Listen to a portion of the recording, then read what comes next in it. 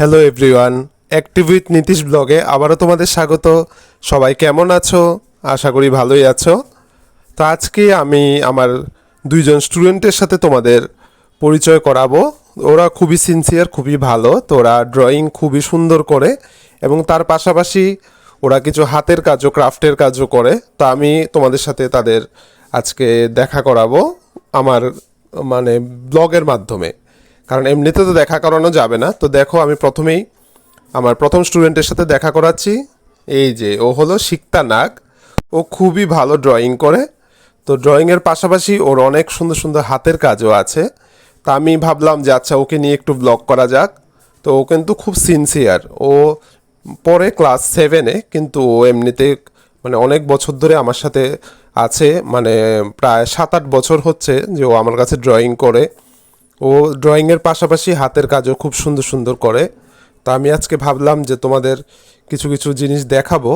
এই যে দেখো, ওপরে ওর কিছু হাতের কাজ আছে, ঝোলানো অবস্থা রয়েছে, এগুলি ওর নিজের হাতে বানানো। এই দেখো, আরও কিছু কাজ করেছে।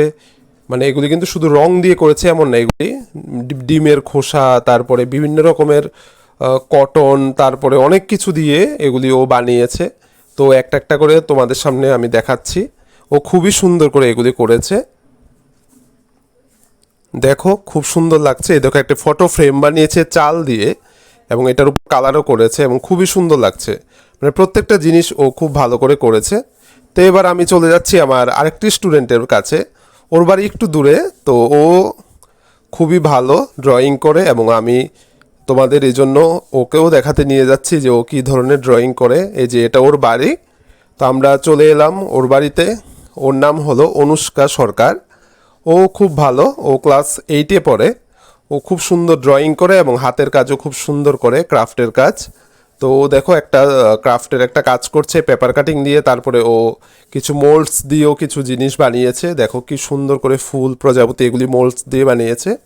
এবং এই দেখো, গ্লাস পেন্টিংও খুব সুন্দর করে। এবং ওর পেছনেও দেখো, যে পেন্টিংগুলি ও নিজেই করেছে, খুবই সুন্দর করে ড্রয়িং করে।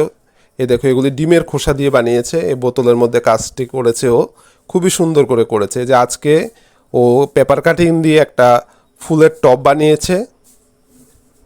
তো এটা আমাকে সে করে দেখিয়েছে, আমিও ওকে কিছুটা হেল্প করেছি। তো এই দুইজন স্টুডেন্টের কথাই বললাম আপাতত, পরে আবার অন্যদের সাথেও দেখা করাবো। তো এই দুইজনই ছিল আজকে আমার ব্লগের অংশ। তো তোমরা অবশ্যই আমার ব্লগটি লাইক, ফলো, শেয়ার করবে। আর সবাই ভালো থাকবে, সুস্থ থাকবে। সকলকে টাটা।